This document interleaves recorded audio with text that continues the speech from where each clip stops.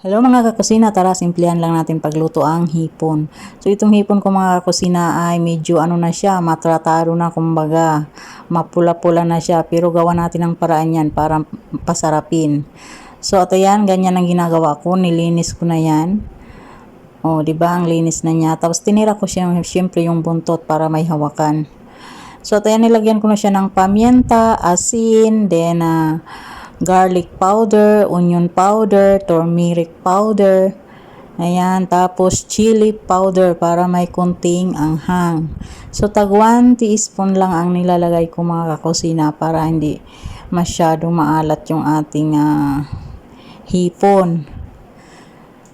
So after nyan, dagdagan ko siya ng flour at saka baking powder. Yan. At saka 2 itlog. So, i-mix-mix lang natin hanggang makot yung mga hipon natin ng harina. So, after natin yan mahalo-halo, syempre, ano bang susunod? Syempre, ipa-fry natin siya. Deep frying. Kumbaga. So, ganyan na itsura niya. So, syempre, nagpainit na ako dyan ng mantika.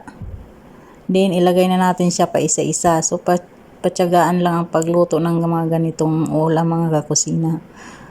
Ganyan naman tayo eh. Kung gusto natin kumain ng masarap, syempre, pagtyagaan natin, di ba? Ayan na siya. Yan. Hintayin lang ng mga golden brown. Then, okay na yan.